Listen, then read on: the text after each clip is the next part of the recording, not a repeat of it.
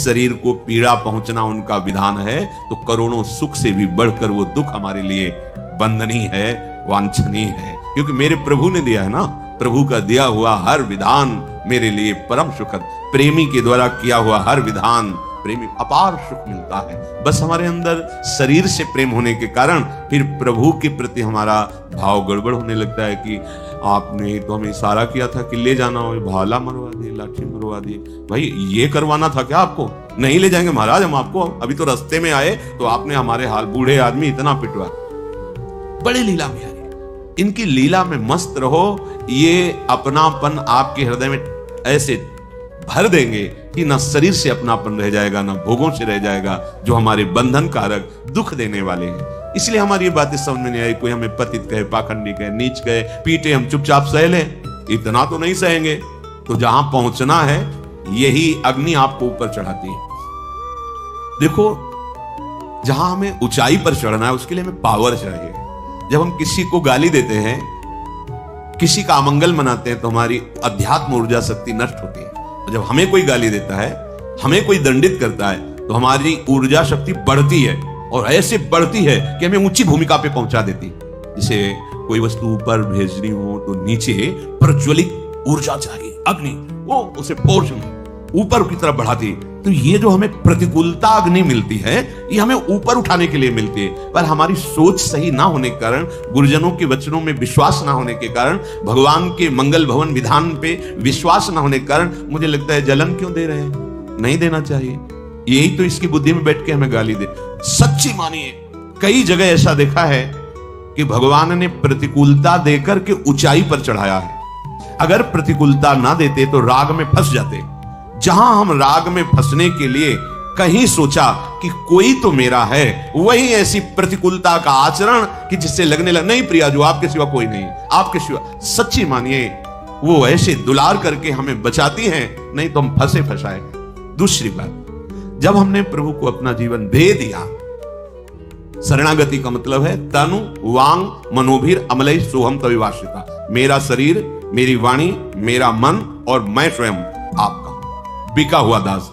अब हमारा अधिकार नहीं कि आप हमारा पूजन करवाएं या आप हमें पिटवाएं। पूजन में हम बोले जय श्री राधे, बड़ी कृपा, और जब पिटवाएं तब हम कहें कि कहां हो आप, ये क्या हो रहा है। ऐसा नहीं, अब मेरा रहा ही नहीं, आपका है। जैसे चाहो प्रभु वैसे विधान करो, ये परमार्थ है।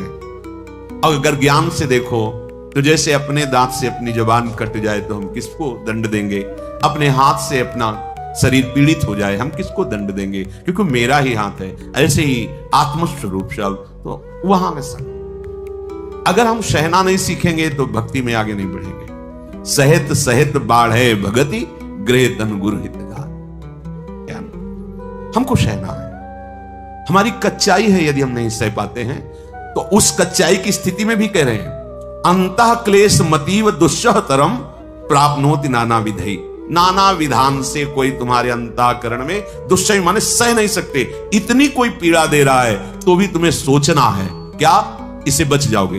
बोले दुखई दर्दत एव चेत दपि में देहोस्ति वृंदावन। मुझे तो इस वृंदावन की रज में मृत्यु स्वीकार करनी है, प्राण त्यागना है। तो ये तो प्राण तो नहीं ले रहा ना, गाली तो दे रहा है, ये तो छोटी बात। मैं तो यहां प्राण त्यागने आया हूं। जय श्री भट्ट धूलि धूसर तन यह आशा, इस रज में लौटता हुआ, हा किशोरी, हा प्रियाजू, हा लालजू, हा प्राण प्यारे राधा वल्लभ लाल, ऐसा बोलता हुआ मर जाऊं, प्राण त्याग दूं। मैं तो इसके लिए आया हूं, तो इतने में क्या मुझे दुख प्राप्त होगा।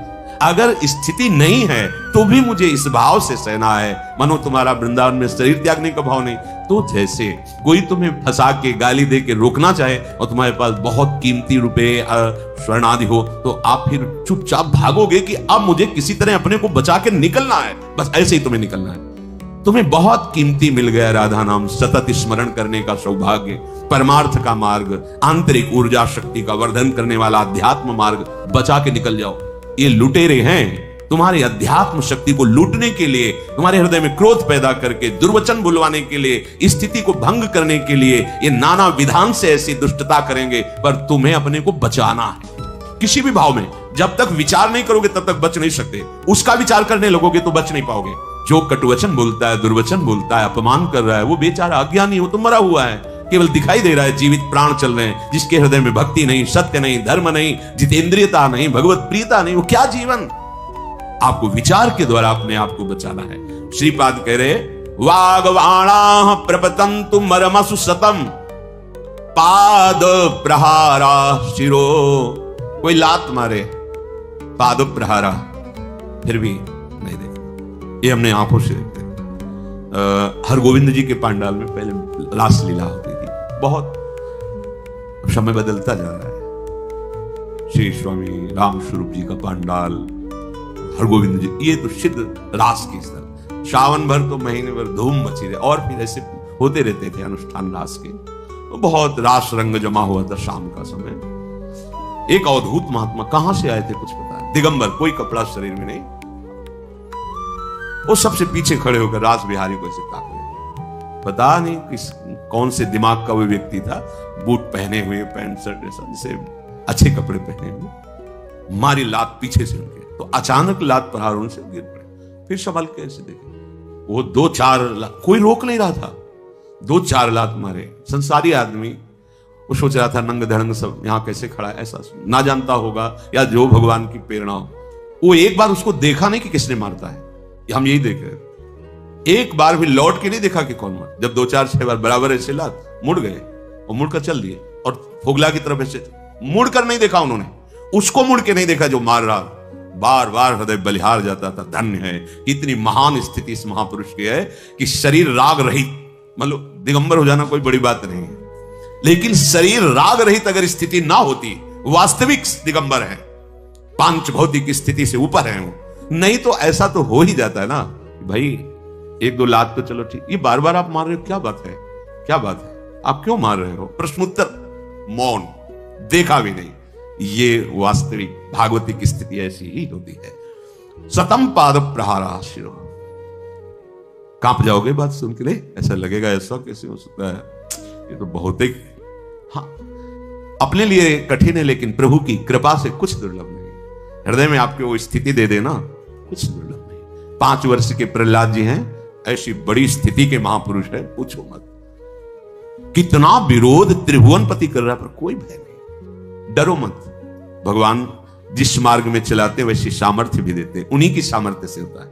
अपने में तो हो सकता है बिल्कुल ना सहन कर पाए, पर प्रभु कृपा करे तो इससे भी बड़ा सहन कर सकते हैं। प्रभु की सामर्थ्य में हमें संशय नहीं करना। अपनी सामर्थ्य तो सदैव संशय युक्त ही है, पर प्रभु की सामर्थ्य से कुछ भी हो सकता है। हमें धाम जाना है, हमें वृंदावन जाना है। बोले वृंदावन में बैठे हैं, हाँ बैठे हैं, पर अभी जाना है वृंदावन। दिव्य देह से दिव्य भाव में प्रवेश करके प्यारी जू के संग रहना। अगर ये लोभ जग जाए तो सब कुछ सह जाओगे, सब कुछ सह जाओगे। फतेहगढ़ फर्रुखाबाद जब गंगा किनारे थे ना, तो वहां कुछ दिन 2.5 घाटे रुके, तो वहां आर्मी के फतेहगढ़ में कैंप है, तो वहां जो ट्रेनिंग के लिए रेत में दौड़ा रहे थे, तो अपने गंगा किनारे तो देखा था, तो जैसे कोई फिसल गया दौड़ते हुए एकदम बालू में, पूरी वो सब लादे हुए ऐसे, तो उनके जो साहब होते थे, बड़े लोग जो अधिकारी जन होते थे, तो ऐसे उनकी पोशाक हटा के पेट पकड़ के ऐसे सर सर ऐसे चिल्लाते, दौड़ दौड़, राउंड, यही राउंड, इतने राउंड ऐसे। ये तो बहुत बढ़िया, तो बिल्कुल कुछ बोल ही नहीं रहा, बस सर के सिवा सर, वो कितना भी पिटाई कुछ नहीं। क्यों? उसे अपने राष्ट्र की सेवा के लिए मजबूत किया जा रहा है। किसी भी स्थिति में हम कहीं भी विचलित ना हो, तो भगवत पार्षद पद के लिए तुम्हारी तैयारी हो रही, और तुम, वो कुछ नहीं बोल रहा, राष्ट्र सेवा के लिए अपने जीवन को अर्पित करने की भावना में उसे इतना मजबूत किया जा रहा है। आगे वो मोटरसाइकिल से चल रहे हैं, पीछे वो दौड़ते चल रहे हैं, साथ में उनके अधिकारियों की गाड़ी चल रही, दौड़ हर जगह पुष्ट करके, पहाड़ों में कितना कष्टप्रद, जहां शुद्ध ऑक्सीजन भी नहीं मिल रही, भोजन भी नहीं, व्यवहार भी, शरीर का निर्वाह करना कठिन, बर्फ ही बर्फ, उसमें भी हमारे जवान। और हम भगवत पार्षद पद पे, फिर हमको ये थोड़ी दो गाली मिल जाए, अपमान मिल जाए, इसको तो सहन करने की सीखना चाहिए। इतना बड़ा हमें पद मिल रहा है, उसकी तैयारी है। क्यों? जब तक सम नहीं होगे तब तक सम तत्व का अनुभव नहीं कर पाओगे। ये विषम संसार है, भगवान सम है। पंडितः समदर्शिनः, वही समत्व को प्राप्त हुआ महापुरुष ही भगवत प्राप्त कहा जाता है। किसी भी द्वंद्व से कोई विचलित ना हो। तो हमें ये ध्यान रखना है कि हमारा जीवन धन स्मारम स्मारम अथापि जीवन धनम तद गौर नीलम हो। अखिल कोटि ब्रह्मांड को स्वामी लावण्य समुद्र श्री कृष्ण और श्री कृष्ण के हृदय का मूर्तिमान प्रेम श्री श्यामाजू, हमें इनके पास जाना है, हमें इन्हें प्राप्त करना है, इनकी सेवा में जाना है। इसलिए सब कुछ सहूंगा, कभी आह नहीं निकलेगी। अपने प्यारे को पाना है। जहां दृढ़ निश्चय ऐसा हुआ तो शांद्रा रसाम्बुद मूर्ति मुदितो वत्स्यामि वृंदावने, तुम्हें नित्य धाम का वास मिल जाएगा, प्रगट भी और चिदानंद धाम का। और आप उत्साह संपन्न होकर प्रिया प्रीतम के समीप सेवा में रहेंगे। ये सौभाग्य बहुत दुर्लभ सौभाग्य है, जुगल जोड़ी सी श्यामा श्याम के संग में रहना अनंत काल तक। कोई रोग नहीं, कोई दुख नहीं, कोई बुढ़ापा नहीं, कोई संकट नहीं, कोई बिछुड़ना नहीं, आनंद ही आनंद, प्रेम आनंद, महासुख हो। इसीलिए ये श्रीधाम वृंदावन भूमि पर प्रकट होकर के हमें अवसर दे रहा है। हम सहे, कुछ ना कहे और श्यामा श्याम की जय बोलते रहे। सहे सराही सराहे, भोरी सखी जी ने लिखा है। सहे एक होता है, अब क्या करें भगवान हो, जो साहोगे सहना पड़ेगा, ऐसा नहीं। जय हो आपकी, आपकी जय हो, आप जिसमें राजी हो उसमें हम राजी। ये प्रेम देश है, प्रेमियों का देश है। प्रभु, जो सब सुख प्रदान करने वाली आपकी भक्ति है, कल्याण का मूल स्रोत है, आनंद का उद्गम स्थान है, जो आपकी भक्ति छोड़कर ज्ञान प्राप्ति के लिए श्रम उठाते हैं, दुख भोगते हैं, उनको बस क्लेश ही क्लेश हाथ लगता है और कुछ नहीं। जैसे थोथी भूसी कूटने वाले को केवल श्रम ही मिलता है, चावल नहीं। तेषामसौ क्लेशन एव शिष्यते नान्यद यथा स्थूल तुषावघाति नाम। प्रभु, मैंने देखा है इस श्लोक में पहले बहुत से योगी हो गए, और जब योग आदि के द्वारा उनको परमानंद की प्राप्ति नहीं हुई, तब उन्होंने अपने लौकिक और वैदिक समस्त कर्म आपके चरणों में समर्पित कर दिए। उन समर्पित कर्मों से और आपकी लीला कथा सुनने से, आपका नाम जप करने से आपकी उनके हृदय में भक्ति जागृत हो गई, और जब ही भक्ति जागृत हुई तो आपके स्वरूप का ज्ञान हो गया, परमानंद की प्राप्ति हो गई, परम पद की प्राप्ति कर ली। प्रभु, सगुण और निर्गुण दोनों आपके ही स्वरूप हैं।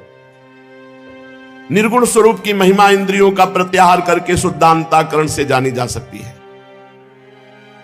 विशेष आकार के परित्याग पूर्वक आत्माकार अंतःकरण का साक्षात्कार किया जा सकता है। यह आत्माकारता घटपट आदि रूप के समान गेय नहीं, प्रत्युत आवरण का भंग मात्र है। यह साक्षात्कार है, ब्रह्म है। मैं ब्रह्म को जानता हूं इस प्रकार नहीं, किंतु स्वयं ब्रह्म है, निर्गुण निराकार। परंतु भगवान, जिन समर्थ पुरुषों ने अनेक जन्मों तक परिश्रम करके चाहे पृथ्वी के एक एक परमाणु को, आकाश से गिरे हुए एक एक ओस की बूंदों को, चमकने वाले नक्षत्र तारागणों को गिन डाले, ऐसा कर सकता है कोई, पर ऐसा आपके इस सगुण रूप की महिमा का पार नहीं पा सकता। प्रभु, आप केवल संसार के परम कल्याण के लिए अवतीर्ण हुए हैं। शो भगवान, आपकी महिमा का ज्ञान तो बड़ा ही कठिन है। ये श्लोक जो अगला है, यही जीवन है, यही जीवन है। एक संत, भगवान नाम स्मरण नहीं आ रहा, वो कैंसर से भयानक पीड़ित, रामकृष्ण मिशन में भयानक पीड़ा में जब दर्शन करने गए, बस हृदय में नाम है, जबान पे नहीं आ रहा। तो उन्होंने उनसे पूछा, महाराज जी आप बहुत कष्ट में, ऐसे जांघें हो गई थी, पेट ऐसा हो गया था, पेट में कैंसर था, अपार पीड़ा, एकदम पीत वर्ण, पीले शरीर, मतलब बस जाने वाले थे, थोड़ी ही समय में चले गए थे। भागवत निवास में उनका शरीर पूरा हुआ था। उन्होंने श्लोक सुनाया उस अवस्था में, तत्तेनुकंपाम सुस्मीक्षमाणो भुंजान एवात्मकृतं विपाकम हृद्वाग वपुर्भिर्विदधन नमस्ते जीवेत यो मुक्ति पदे सदाय भाग। ये भक्त की महिमा होती है। ऐसी भयानक पीड़ा में श्लोक बताया और इसकी व्याख्या की। कहा कि जो पुरुष क्षण क्षण में, हमारे ऊपर भगवान की बड़ी कृपा है, श्री जी की बड़ी कृपा है, भली भांति ये अनुभव करता है कि मेरे ऊपर बहुत कृपा है, और प्रारब्ध के अनुसार जो दुख सुख आए, बिना विकार आए हृदय में उसे भोग ले। दुख आया व्यथित हो गए, यह विकार है। सुख आया हर्षित हो गए, अभिमान आ गए, यह विकार है। सुख दुख, मान अपमान, रोग, नाना प्रकार की पीड़ाएं, इनको चुपचाप, भगवान की बड़ी कृपा है। शायद हम आपको सच्ची कहते हैं, जब एकांत में चिंतन करते हैं तो 100% ये कृपा नजर आती, किडनी 100% कृपा नजर आती कि शायद ऐसा ना होता तो शरणागति पक्की नहीं होती, साधना में अहंकार होता। बहुत ध्यान पूर्वक ये सुनने का है, बहुत मंगलमय श्लोक है। तत्तेनुकंपाम सुस्मीक्ष्माणो, हर बात में अपने प्रभु की कृपा देखता है, बड़ी कृपा। प्रियाजू की बड़ी कृपा है। कष्ट में करा रहे तो कह रहे तत्तेनुकंपाम सुस्मीक्ष्माणो, हमें बड़ा सुख मिला था कि यही भक्ति की महिमा है, यही भगवान के भजन का फल है कि अंतिम स्थिति है, भीषण कष्ट है, हिल भी नहीं सकते और मुस्कुरा कर ऐसे कह तत्तेनुकंपाम, धीरे धीरे श्लोक निकल, तत्तेनुकंपाम सुस्मीक्ष्माणो भुंजान एवात्म कृतम विपाकम हृदवा वपुर्भिर विदधन नमस्ते। आहा, ये भी बात है। कह रहे हैं हृदय से बार बार प्रभु आपकी जय हो, आपकी जय हो, प्रियाजू आपकी जय हो। कष्ट में है आपकी, राधा वल्लभ लाल की जय, प्रियाजू की जय। हृदय से, वाणी से और पुलकित शरीर से बार बार प्रभु मैं तो आपका हूं, प्रभु मैं तो आपका हूं। आए हुए दुख सुख को निर्विकार भाव से जो भोग लेता है, बहुत ये काम का श्लोक है, बहुत काम का श्लोक है। साधक विचलित नहीं होगा अगर इस श्लोक को समझ ले। प्रतिक्षण तत्तेनुकंपाम सुस्मीक्ष्माणो, मेरे ऊपर भगवान की बड़ी कृपा है। भुंजान एवात्म कृतम विपाकम, आए हुए कष्ट को दूर करने के लिए भगवान से शब्द न भोग ले, बड़ी कृपा भगवान की। और हृदय से, वाणी से और शरीर से बार बार पुलकित होकर जय हो, नमस्कार प्रभु, प्रणाम, आपकी जय हो, आपका विधान मंगलमय है। तो क्या मिलता है? बोले जीवे तयो मुक्ति पदे सदाए भाग, जीते हुए वो मुक्ति पद को प्राप्त हो गया, मुक्ति पद को प्राप्त। बस यही है समझने का विषय। हर समय नाम जप करो और हर समय मेरे ऊपर प्रभु की बड़ी कृपा। कोई मार दिया, कोई गिर गए, हमने एक संत को देखा कि वो सीढ़ी से कई सीढ़ी नीचे गिरा, दौड़ के गए, उनको उठाया, गंगा के किनारे की बात है, वो बड़ी कृपा, निपट गए, बड़ी कृपा। उनका क्या निपट गए? मार, वही प्रारब्ध था, निपट गए, बड़ी कृपा। हर समय कृपा का अनुभव करना, ये बात। तत्तेनुकंपाम सुस्मीक्ष्माणो, हर समय भगवान की कृपा का अनुभव। और भुंजान एवात्म कृतम विपाकम, हर कष्ट को, हर सुख को गंभीरता से सह जाओ, ना अभिमान आने पावे और ना व्यथा आने पावे, और हृदय से, वाणी से, तन से पुलकित होकर भगवान के चरणों में अपने आप को बार बार समर्पित करता रहे, प्रभु मैं आपका हूं, प्रभु मैं आपका हूं। तो बोले वो इसी जीवन में परम पद का अधिकारी हो गया, इसी जीवन में परम पद का अधिकारी हो गया, जैसे अपने पिता की संपत्ति का पुत्र, जैसे पहले बोले। बस यही है। ये जो आप देखते हैं कि बड़े बड़े संत जन अपने शरीर के कष्ट को मिटा नहीं सकते, तो आप कहते हो कि राधा राधा जपो सब कष्ट मिट जाएगा। आप तो राधा राधा जपते हैं, आपका कष्ट क्यों नहीं मिटा? ये आदेश है। तत्तेनुकंपाम सुस्मीक्ष्माणो भुंजान एवात्म कृतम विपाकम, जो हमारे प्रारब्ध में आया हुआ सुख दुख है उसको भोग लेते हैं, हर समय प्रभु का चिंतन करते। बड़ी कृपा हमारे प्रभु की। हे नाथ, मैं जैसा भी आप कहूं, बोले परम पद का ऐसे अधिकारी हो जाता है जैसे पिता की संपत्ति पे पुत्र का अधिकार। प्रभु पश्येश में नार्यमनंतयाद्दे परात्मनि त्वयि माई मायिनी मायां वितत्येक्षितुमात्म वैभवम् हम क्रिया नैच्छमिवार्चि रगंगनौ। प्रभु मेरी दृष्टता तो देखो, मेरी दृष्टता देखो। आप अनंत आदि परमात्मा पुरुष, महामहिमा में पुरुषोत्तम हो, आपकी ही कृपा से मुझे सामर्थ्य मिली। मैं अपनी माया आपके ऊपर फेंक रहा था। मेरी दृष्टता, कुटिलता देखो प्रभु।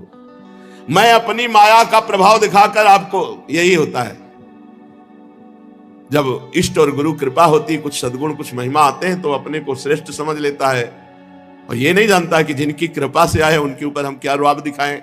ब्रह्मा जी कह रहे मेरी कुटिलता, दृष्टता देखो, आपसे ही प्राप्त किया है जो कुछ प्राप्त है, और आपको ही अपना प्रभाव दिखाने चले थे। प्रभु मैं आपके सामने हूं ही क्या, एक चिंगारी हूं आपकी, आप आग की ज्वाला हैं। प्रभु मैं रजोगुण से उत्पन्न हुआ हूं, आपके स्वरूप को ठीक ठीक नहीं जानता, इसी से अपने को आपसे अलग संसार का स्वामी माने बैठा था। मैं अजन्मा जगत करता हूं, इस मायाकृत मोह के घने अंधकार से मैं अंधा हो रहा था। आपने तो कृपा की कि ये मेरे अधीन मेरा जन है, इस पर अहंकार नहीं होना चाहिए, इसलिए आपने हम पर कृपा की, मेरा अपराध क्षमा कीजिए। स्वामी, प्रकृति महातत्व अहंकार, आकाश, वायु, अग्नि, जल और पृथ्वी, ये अष्टधा प्रकृति है। ये 8 आवरणों से घिरा हुआ ब्रह्मांड मेरा शरीर है, और आपके एक एक रोम के छिद्र में ऐसे अगणित ब्रह्मांड उसी प्रकार उड़ते रहते हैं जैसे झरोखे में देखो सूर्य की किरणों में त्रिश्रेणु दिखाई देता है, छोटे छोटे परमाणु उड़ते हैं। प्रभु, कहां मैं अत्यंत क्षुद्र और कहां आप अनंत महिमा। भगवान एक भी शब्द नहीं बोले, एक बार भी ब्रह्मा जी की तरफ नहीं देखे, क्योंकि सखाओं से अलग कर दिया, खेल में बाधा डाल दी, प्रेमियों को 1 वर्ष दूर रखा। हे वृत्तियों की पकड़ में न आने वाले परमात्मन, मेरे अपराधों को क्षमा करो। जब बच्चा माता के पेट में रहता है तो हाथ पैर पटकता है, तो माता उसे अपराध नहीं समझती, खुशी होती है हलचल देखकर। प्रभु, कौन सी ऐसी वस्तु है जो आपकी कोख में ना हो, तो मैं भी तो आपकी कोख में हूं। मेरा ये सब करना, आप ऐसा विश्वास है कि अपराध नहीं मानेंगे। श्रुतियां कहती हैं कि जिस समय तीनों लोकों का प्रलयकालीन जल में लय हो जाता है, उस समय आप श्री हरि के ही उदर में सब वास करते हैं और आपकी ही नाभि कमल से मेरा जन्म होता है। ये श्रुतियों का कहना असत्य नहीं हो सकता। तब बताइए प्रभु, मैं आपका पुत्र हुआ कि नहीं?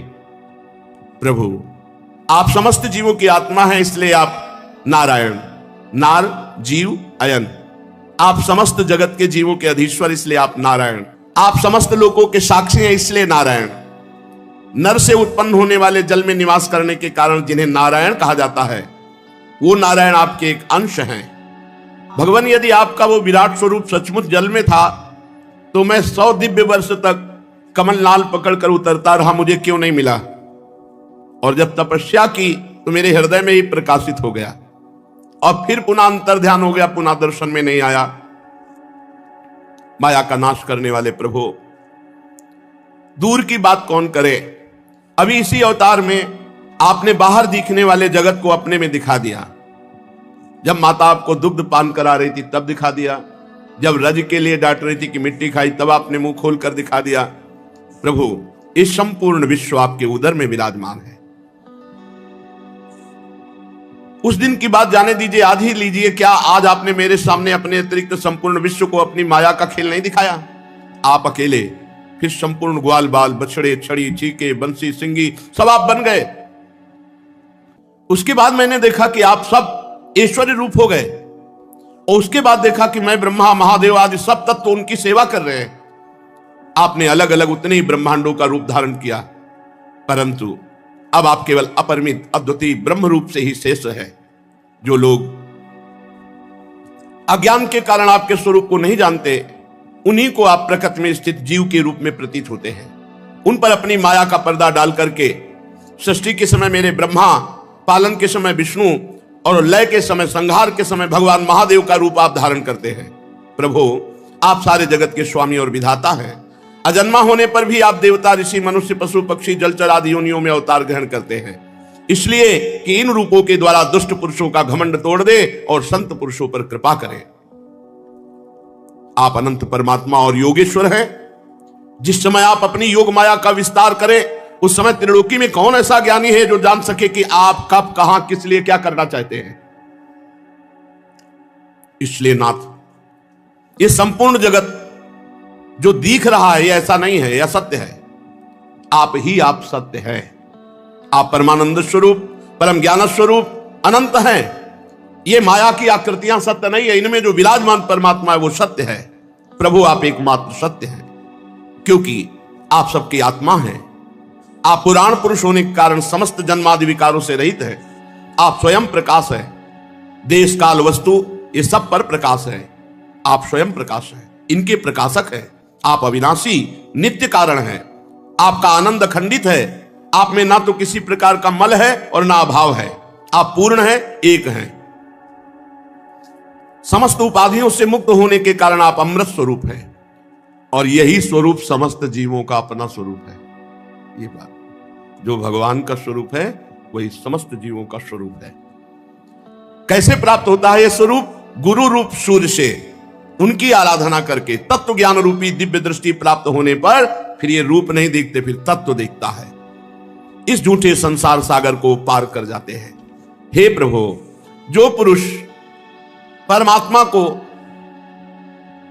आत्मा के रूप में नहीं जानते, वह अज्ञान के कारण नाना रूपों में प्रपंच में फंसकर दुर्गति को प्राप्त होते हैं।